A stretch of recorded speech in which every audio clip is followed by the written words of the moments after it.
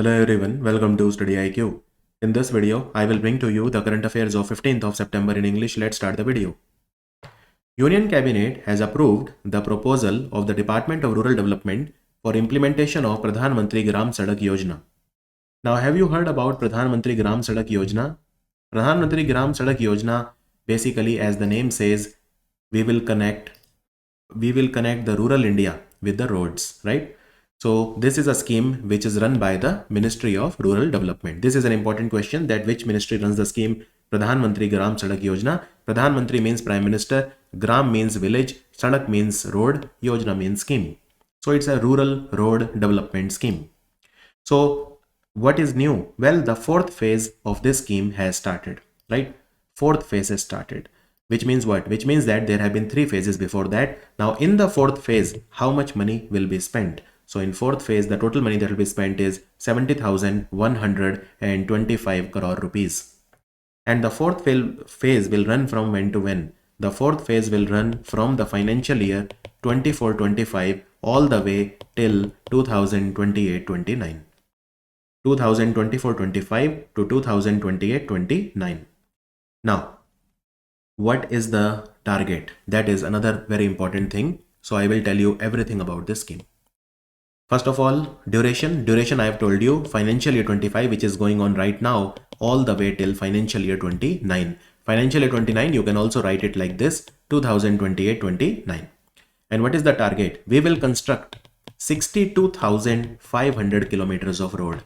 I repeat, we will construct 62,500 kilometers of road, and we will connect how many habitations? What is habitation? Habitation is like a place where people live. It can be a village, it can be smaller than a village. So, and there are defined guidelines that I will tell you. So we will connect 25,000, I repeat, 25,000 unconnected habitations. 25,000 unconnected habitation we will connect by constructing roads worth 62,500 kilometers. Now, how much money will be spent in this scheme? 70,125 crore will be spent in the fourth phase of Pradhan Mantri Gram Sadak Yojana. Now, will the entire money will be spent by the central government? Entire 70,125 crore? No. So this is a centrally sponsored scheme, which means money will be shared between the central government and the state government. In what ratio? Well, out of the total amount that I told you, 70,125 crore, the central government will spend 49,087 crore and the state share will be 21,037.5 crore. So 49087.5 crore will be the central government and rest will be by the state government, right? Now, so Pradhan Mantri Gram Sadak Yojana, I told you this will be the fourth phase, right? So this scheme was started on Christmas Day, 25th of December 2000. That time it was Christmas Day only alone. Now, of course, it is also Christmas Day, but it is also the Good Governance Day. Good Governance Day. Now, I told you we will connect unconnected habitation. Now, what is an unconnected habitation? Unconnected simply means, let's say this is a village where people are living and there is no road, you know. So an unconnected habitation is one with a population of a designated size, and that size I will tell you in a bit. So unconnected habitations means the people are living here, right? Certain population is living here. That population is different for the hilly area, for the plains areas, etc., for northeast, etc. So certain population is living here and they are not connected with a road for at least 500 meters in case of a plain, or 1.5 kilometer in case of a hill, right? So, and they are not connected with any all-weather road for 500 meter. So the nearest road to this village is 500 meter away. Similarly, if it is a hilly area, the nearest road, if it is more than 1.5 kilometer away, it is an unconnected habitation, right? And the funding, what about the funding? So look, typically the funding is in the ratio of 60-40, 60% by the central government, 40% by the state government. But if it is a northeastern state or any hilly state or a tribal area, then it is 90-10, 90% by the central government and 10% by the state government. 10% by the state government. Okay. Now let me define the population for you. Okay. Let me define what? The population for you. So 25,000 unconnected habitation we have to connect them with the roads. Okay. And how much roads we will construct? 62,500 kilometer of roads with a money 70,125 crore. So unconnected habitation, how many? 25,000. Now, what is the population size of this 25,000 habitation? That depends. If it is plain, the population has to be more than 500 plus. So we will connect through constructing a road. We will connect a place where at least 500 people are living, right? In a plain area. If it is a northeast area or a hilly state or a special category area like a tribal area or a desert area or aspirational district area, aspirational blocks, any of these, then the size is as low as 250. So minimum 250 people are living in any northeast, hilly area, tribal area, desert area, aspirational block or aspirational district. We have to connect it. That will be considered uninhabited, unconnected habitation. Unconnected habitation. And if it is a left wing, terrorism affected area, left wing insurgency, Naxalite area, then the population is as low as 100 plus. So if there are 100 people living at least, and if it is a Naxalite area, if it is not connected with a road, right, then it is an unconnected habitation. And we will connect them with road. Now, I told you that this is the fourth phase, right? So when was the phase 1 started? I told you this scheme was started in the year 2000. So 2000 naturally was the first phase. Then the second phase started in 2013. The third phase started in 2019, and now the fourth phase is starting in 2024. So currently we are having the financial year 25. Financial year 25. Is that absolutely clear? So a very, very important question. Moving on. Rangeen machli. What is the meaning of rangeen? Rangeen simply means colorful. Okay. And machli means fish. You remember those fish which we used to make in our childhood? Something like this. Okay, so Rangeen Machli mobile app has been launched to provide multilingual information on popular ornamental fish. What is ornamental? Ornamental means something that is pleasing to the eyes, right? Decorative fishes, colorful fishes. Imagine an aquarium where there are multiple fishes, some red, some green, some blue, so it will look colorful. So ornamental fish species. So Rangeen Machli mobile app you can download and you can get all the information about the ornamental fish. So which institute has developed this mobile app? I repeat, which institute has developed this mobile app? The answer is Central Institute of Freshwater Aquaculture. The answer is option B. Now, Central Institute of Freshwater Aquaculture, it was set up in 1987 by Indian Council of Agriculture Research, and it is located in Bhubaneswar.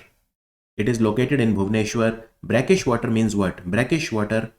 So the answer is freshwater aquaculture. The answer is option B. But what is brackish water? So brackish water means salt water. Salt water. So Central Institute of Freshwater Aquaculture is in Bhubaneswar. That is the answer. And Central Institute of Brackish Water Aquaculture is in Chennai. And both are completely different, right? Both are completely different. A lot of people get confused between the two. So this app was developed as a part of Pradhan Mantri Matsya Sampada Yojana. Pradhan Mantri Matsya Sampada Yojana. And this app will be available in 8 languages. So if you want aquarium with colorful fishes, download this app, get all the information and be happy. Okay, moving on now. Department of Drinking Water and Sanitation that works under the Ministry of Jal Shakti. And which ministry? They have launched Swachhta Hi Seva campaign with a curtain raiser event recently in New Delhi. So it is a joint effort by the Ministry of Housing Urban Affairs and the Ministry of Jal Shakti, that is Department of Drinking Water and Sanitation. Department of Drinking Water and Sanitation that comes under the Ministry of Jal Shakti. They have started Swachhta Hi Seva. So this is a campaign that will start on 17th of September, which is the birthday of Pradhan Mantri Narendra Modi ji, and it will end on 2nd of October, which is Gandhi Jayanti. So that is also we celebrate as the Swachh Bharat Divas. Now this event marks a significant milestone as the Swachh Bharat mission celebrate its 10th anniversary, because Swachh Bharat mission was started in 2014. So this is the 10th anniversary of Swachh Bharat mission, and Swachhta Hi Seva campaign is getting launched for 7th year. So what is the theme? The theme is Swabhav Swachhta, Sanskar Swachhta. Swabhav Swachhta, Sanskar Swachhta. What is the meaning of Swabhav Swachhta? Swabhav Swachhta means my nature is cleanliness. Sanskar Swachhta means my values, my ethics my values, my that those values are swachhta. So my nature is swachhta, my values are swachhta. This is the theme for Swachhta Hi Seva. Swachhta Hi Seva campaign. It is a campaign, and every campaign is for awareness. So what do they want to spread awareness about? These are the three pillars of the campaign. Swachhta ki bhagidari, which means community participation. Swachhta cannot be possible without the support of the public. So public participation, awareness and advocacy activity. Sampurna Swachhta, which means complete cleanliness. So mega cleanliness drives will be undertaken. And Safai Mitra Suraksha Shivir, which means we have to spread awareness about the Safai Mitra. Safai Mitra is basically the sanitation workers. We have to focus on their safety as well, right? So health checkups and welfare of sanitation worker is paramount. So Swachh Bharat Mission was launched when? On 2nd of October 2014, Gandhi Jayanti 2014. Union Cabinet has started a scheme called PM EBUS Seva Payment Security Mechanism Scheme for procurement and operation of e-buses by public transport authorities. The scheme will support the operation of the e-buses for a period of up to how many years from the date of deployment? From the date of deployment. A very deep question, but I will make it incredibly easy for you as always. Now look, first of all, you have to understand e-buses, right? Electricity run buses, environment friendly and blah blah. Now the thing is that this scheme has been started for what? Look, let's say the UP government wants to run e-buses. UP Transport Corporation, right? They want to run e-buses. Similarly, Karnataka State Transport Road Corporation, KSRTC. They, Karnataka State Road Transport Corporation, they want to run e-buses. So they want to run e-buses. Where will the money come from? E-buses are costly. These are not easy. So public transport authorities means what? For example, KSRTC, right? So government will give them incentive. Now, first of all, you understand what is the target. We want to deploy more than 38,000 e-buses from the current financial year, which is financial year 25, all the way till financial year 29 end. So till 31st March 2029, we want to deploy 38,000 electric buses. And these will be run by the different state transport corporation, UP, Karnataka, Haryana, whichever state transport corporation wants it, we will give them e-buses. And we will support their operation for 12 years from the date of deployment. And by the way, this is a scheme run by the Ministry of Heavy Industries. Ministry of Heavy Industries, right? And total how much money will be spent in this scheme? So the money will be 3,435.33 crore. All this dot 33 or you don't have to remember, just take a broad idea, around 3,500 crore. That is good enough at your level. And what is the name of the scheme? PM EBUS Seva Payment Security Mechanism. Look at the word payment security mechanism. What security do we want? See, there is a problem now. So let's say Karnataka government, KSRTC, they want to buy e-buses, right? The public transport authorities. But the problem is that e-buses are what? They are costly. Aren't they costly? Okay. So therefore, in this scheme, there will be public-private partnership on gross cost contract model. Gross cost contract model. Now, what is this model? See, the public transport authority, in this case KSRTC, it is not required to pay the upfront cost of the bus under the GCC model, right? Instead, it can, let's say there is a e-bus company called Ashok Leyland. Okay, Ashok Leyland is a very renowned electric bus company. Okay, so KSRTC wants to buy an electric bus from the Ashok Leyland company, right? So it does not need to pay, let's say the cost of the electric bus is 20 lakh rupees. Now KSRTC will say, look, I don't have money. So Ashok Leyland, it does not need to pay 20 lakh upfront. Rather, it can pay the public transport authority. KSRTC is the public transport authority. It can pay the money in monthly installments. But there is a problem once again. What is the problem? Ashok Leyland will give a 20 lakh rupees asset to KSRTC. What if the payment does not come? Okay, payment may come for 2 months, 3 months. What if they don't pay later on? Bus is gone. What if they don't pay? If there is a payment default? Yeah, so that is where the government of India comes in. So in case of a default by public transport authority, in this case KSRTC, if KSRTC does not pay money to the Ashok Leyland, then government is taking a guarantee. Who is taking a guarantee? Which organization from the government of India is taking a guarantee? Convergence Energy Services Limited. And by the way, Convergence Energy Services Limited is a subsidiary of Energy Efficiency Services Limited. Energy Efficiency Services Limited. So please note, if the public transport authorities, they make a default in the payment, then Convergence Energy Services Limited, the implementing agency, will make necessary payments from the scheme fund, which will be later recouped by the PTA. So yes, let's say KSRTC has paid 5 lakh, but 15 lakh it has not paid. 15 lakh is due. So for yes, CESL will pay to Ashok Leyland. No worries. CESL will pay in case of a default, and CESL will later on recoup this money from KSRTC, from Public Transport Authority. So that is the scheme. And CESL will have how much money? It will have 3,435 crore rupees. So they will give money to Ashok Leyland from this fund. Now you've understood what is payment security mechanism? Okay, that is good enough. Let's move on. Union Cabinet has approved the proposal of the Ministry of Power for modification of the scheme of budgetary support for the cost of enabling infrastructure for hydroelectric projects with a total outlay of 12,461 crore.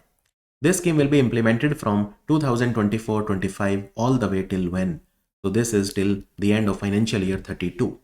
2031-32. Now what is the meaning of all this? It looks so complicated. Nothing is complicated, extremely easy. Look, Ministry of Power, they went to the central government and they said to the central government, look, hydropower projects are incredibly costly, right? You know, if you have to make a dam, how much money is required, right? So help, they asked for help, okay? Now, what will happen? So to promote the hydropower sector and to make it more commercially viable, sustainable, you know, what the government is saying is that we will give budgetary support. Okay, we will give you what? We will give you budgetary support. How? Well, if there is a dam and you need ropeway, we will provide budgetary support. If you need railway, we will provide support. If you want communication infrastructure near the dam, we will help you. If you want the transmission lines from the powerhouse to the nearest grid, we will provide you budgetary support, right? So budgetary support is provided for construction of roads, construction of bridges, right? Money is not provided for making the dam, but for a lot of peripheral things. So if you want to construct roads, if you want to construct bridges, if you want to construct the transmission lines, if you want to construct ropeway, railways near the dam, communication infrastructure, right? If you want to strengthen the existing roads and bridges, for all of these, budgetary support will be provided. And how much? So for all the projects put together, the allocation is 12,461 crore, and there is a target also. So they will support the hydropower generation capacity of 31,350 megawatt. This much money will be used to make sure that we have 31,350 megawatt of cumulative additional hydropower generation capacity that will be generated, right?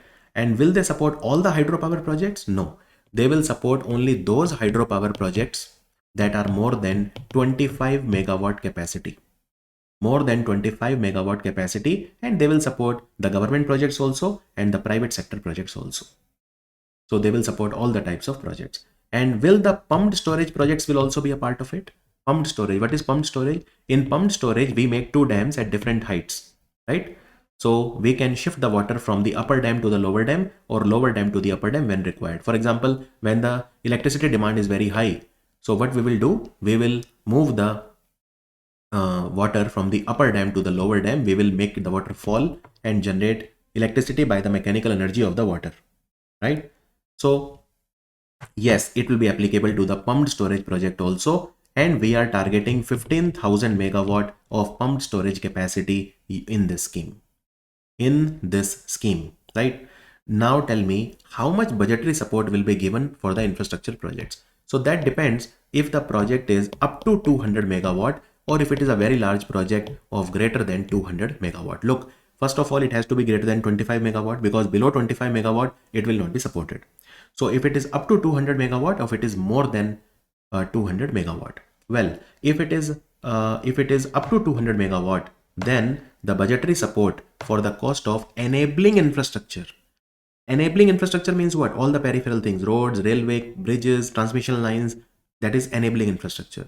So that will be 1 crore per megawatt for the projects of up to 200 megawatt.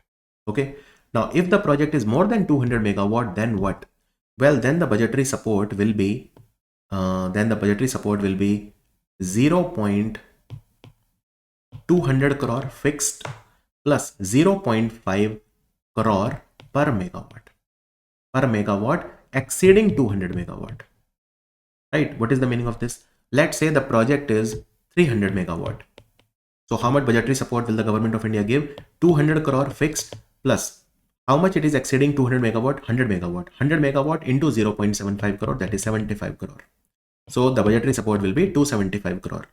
So 200 crore is fixed plus for every megawatt 0.75 crore exceeding 200 megawatt. Right? So this is the formula, and it will enable faster development of hydropower projects because it will improve infrastructure, which is essential for hydropower projects. Let us take a look at the next question. India and Oman. Oman is a very friendly country to India. It's a Middle East country. They are doing 7th edition of exercise Eastern Bridge. By the way, Eastern Bridge is a Air Force exercise, and where it is taking place. So it is taking place in Oman, where? In Masira. It is taking place at the Masira Air Base from 11th of September to 22nd of September. And this is taking place for the 7th time. Now we do two more exercises with Oman. One is a army exercise called Al-Naja, sometimes written as Al-Naga. And we also do a naval exercise, Nasim al-Bahar. So Al-Naga is done by the army, Nasim al-Bahar by the navy, and Eastern Bridge by the Air Force.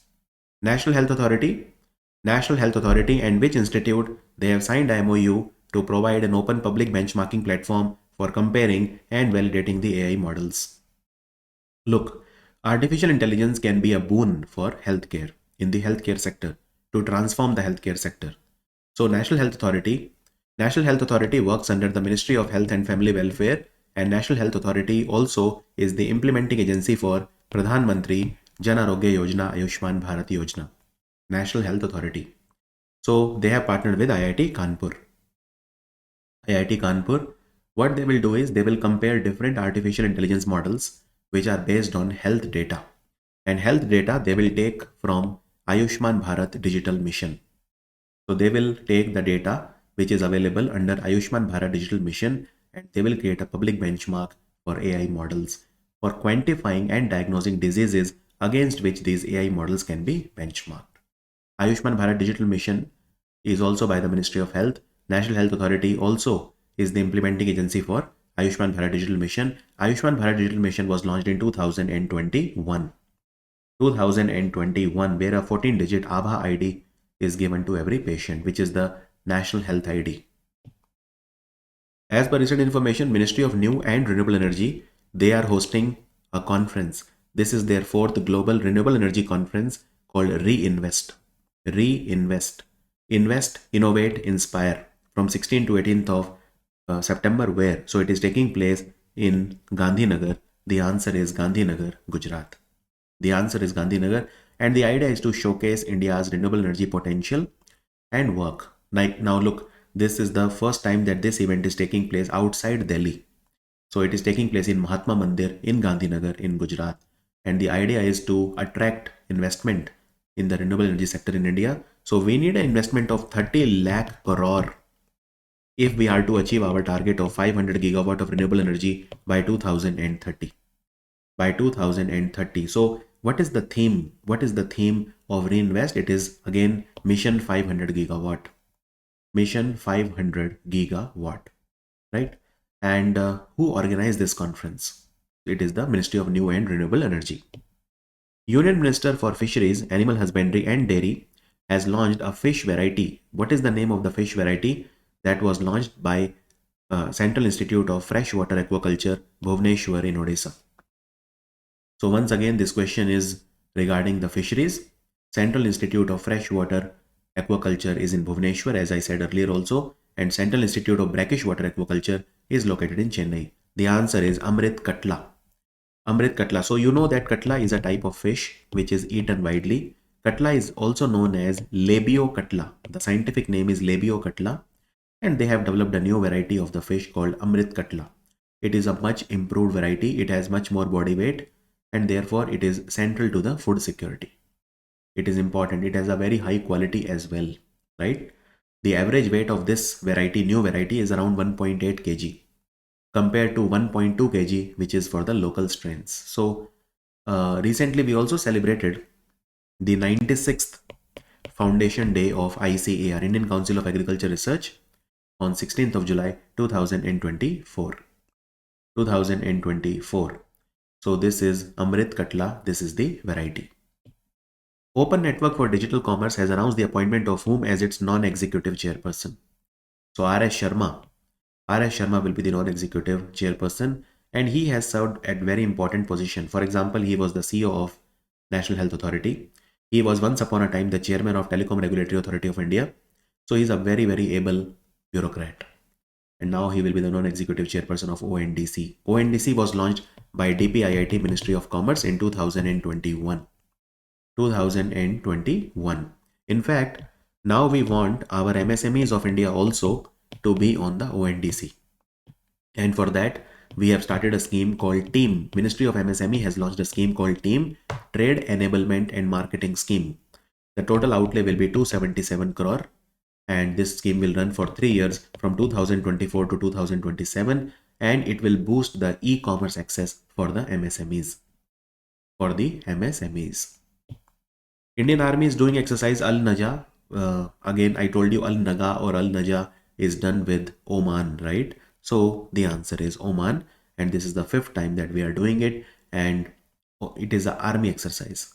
Where it is taking place? It is taking place from 13th of September to 26th of September at Salalah. Salalah is a beautiful city in Oman. Salalah. Now look, this is a biennial exercise. It takes place once every 2 years. It started in 2015. Now last time it happened was 2 years back in the Mahajan Field Firing Range in Bikaner, Rajasthan. But this year it is taking place in Salalah in Oman. Salalah in Oman. And by the way, there is an exercise called Yuddh Abhyas between India and America. It is a joint military exercise. It is taking place in Rajasthan at the Mahajan Field Firing Range in Bikaner in Rajasthan from 9th of September to 22nd of September. 9 to 22nd of September. Defense Minister Rajnath Singh has inaugurated a conference called India Defense Aviation Exposition, IDEX 24. Where? So it took place in Jodhpur. Jodhpur, of course, is in Rajasthan from 12th of September to 14th of September, and it showcases advancements and contribution of Indian aviation industry. Indian aviation industry, right? So the defense PSUs, DRDO, private industry, startups, they all came here and they participated in this conference, right? And Jodhpur and Sulur Air Base in Tamil Nadu, they hosted the Tarang Shakti exercise of the Indian Air Force in which multiple countries participated. So it started in Sulur. The first phase in Sulur Air Base is in Tamil Nadu, and the second phase was in Jodhpur. Recently, government has notified which organization as a public financial institution under the Companies Act. So remember NABFID, National Bank for Financing Infrastructure and Development. NABFID is a company that was set up by the Government of India in 2021. And now it has been declared as a public finance institution under the Companies Act of 2013. Companies Act of 2013. So there are two Companies Act. Old Companies Act is the Companies Act of 1956, and the new Companies Act is the Companies Act of 2013, which replaced the 1956 Act. So the Corporate Affairs Ministry recently said that under Section 2, please remember the section also, under Section 2 of the Companies Act of 2013, the central government consulted with the RBI and they declared NABFID as a public finance institution. NABFID was set up in 2021 to finance large-scale infrastructure projects of India and therefore enable India's infrastructure development. Headquarters of NABFID is located in Mumbai. It is located in Mumbai. Understood? What is the advantage of declaring it as a public finance institution? The advantage is that now the NABFID's capacity to finance large infrastructure projects has increased. So it will enhance the NABFID's capacity to finance large scale infrastructure projects. And don't confuse NABFID with other similar sounding organization. Like for example, a lot of people get confused between NABFID and NAB Ventures. See, NAB Ventures is a subsidiary of NABARD. NABFID has nothing to do with NABARD. Okay. NAB Ventures. Why NAB Ventures was in news recently? That's a nice question. Well, NAB Ventures was in news recently because it is the fund manager for AgriSure Fund. You know, AgriSure Fund has been created by the Ministry of Agriculture, right? So NAB Ventures will be the fund manager. NAB Ventures will be the fund manager for AgriSure Fund. And also don't confuse it with NAB Sarrangshan. NAB Sarrangshan is another subsidiary of NABARD. Now, why NAB Sarrangshan was in news? Because NAB Sarrangshan will provide the credit guarantee under the Agriculture Infrastructure Fund credit guarantee scheme to the FPOs. Farmer producer organizations can also take a loan now under the Agriculture Infrastructure Fund, and credit guarantee will be provided by NAB Sarrangshan. So NABFID, NAB Sarrangshan, NAB Ventures, they sound similar, but they are actually very different. Who has won the Singapore Literature Prize for English fiction for her short story called 9-Yard Saris? 9-Yard Saris is a book which has been written by the renowned Prashanti Ram. She is a writer of Indian origin, but she is teaching at the Nanyang Technological University, NTU, which is in Singapore. She won the Singapore Literature Prize for English fiction. She is a Tamil, by the way, and you can see all the winners here. So you can see in the fiction category Prashanti Ram, and creative non-fiction by Shubhigi Rao. They both are Indians. So there are different categories: English language, Chinese, Malay, Tamil. And by the way, this is a biennial award. Singapore Literature Award is a biennial award, which means it is given once every 2 years in 4 official languages of Singapore: Chinese, English, Malay, and Tamil. Is that clear? Which institute has signed 4 MOUs with the prestigious academic institutes of India to enhance the research in footwear and leather sector? Research on footwear and leather sector will be done by which institute? So this is the Footwear Design and Development Institute, which is located in Noida. FDDI, Footwear Design and Development Institute, which is located in Noida. And this institute works under which ministry? DPIIT, Ministry of Commerce. So it has signed MOU with 4 universities: Tamil Nadu Physical and Sports University, Chennai; Vellore Institute of Technology, Chennai; Voxen University; Hyderabad and Kaling University of Industrial Technology in Bhubaneswar. These are the 4. I repeat the name once more.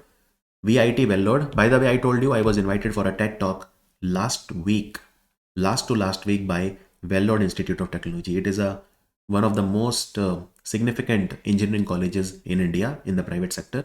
I was invited to give TED Talk by Vellore Institute of Technology last week. But I refused because I usually don't give TED Talks. One I gave that was virtual, that was good enough. I usually don't participate in such initiatives. I am restricted just to my content. So then we have Physical and Sports University, Tamil Nadu in Chennai; Vellore Institute of Technology in Vellore near Chennai; Voxen University in Hyderabad; and Kaling Institute of Industrial Technology in Bhubaneswar for footwear research. The answer is option D. Second edition of Joint Doctrine Review Conference was conducted at Delhi. The conference was organized by whom? So it is the Headquarters Integrated Defense Staff. Headquarters Integrated Defense Staff. What is the meaning of doctrine? So doctrine is a set of protocols that we will follow in a particular sector. So Joint Doctrine Review Conference was conducted at the Manekshaw Center in Delhi. Manekshaw Center in Delhi by the Integrated Defense Staff. What is the purpose of Integrated Defense Staff? It is to integrate Army, Navy, Air Force together for better coordination between the 3 armed forces of India. 3 armed forces of India.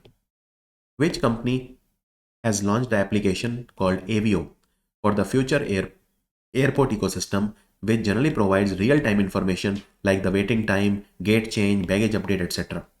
Basically, this will help in the airport management. So this is by the Adani Group. The answer is option C, AHL, Adani Airport Holding Limited. Basically, Adani Group is based in Ahmedabad, in Gujarat. Adani Airports Company and they want to manage airports better.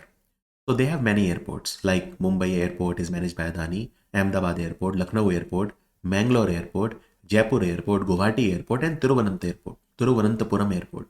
So these are the 7 airports which are managed by the Adani Airports Holdings Limited, and they want to do airport management in the best possible way. So it is a cutting edge technology, AVO. It is a smart airport operation system. Emirates Nuclear Energy Corporation company has partnered with which company for cooperation in nuclear energy, like supply chain development of nuclear fuel, human resource development, nuclear consultancy. So it has partnered with NPCIL, Nuclear Power Corporation of India Limited, which is Indian nuclear energy company. And this is the first time that we are doing a nuclear power cooperation with the UAE, because Emirates Nuclear Energy Corporation is of UAE. In fact, the word Emirates comes from United Arab Emirates, right?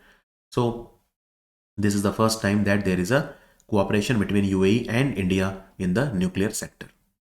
Emirates Nuclear Energy Corporation is headquartered in Abu Dhabi, the capital of UAE, and NPCIL is headquartered in Mumbai. NPCIL works under the Department of Atomic Energy.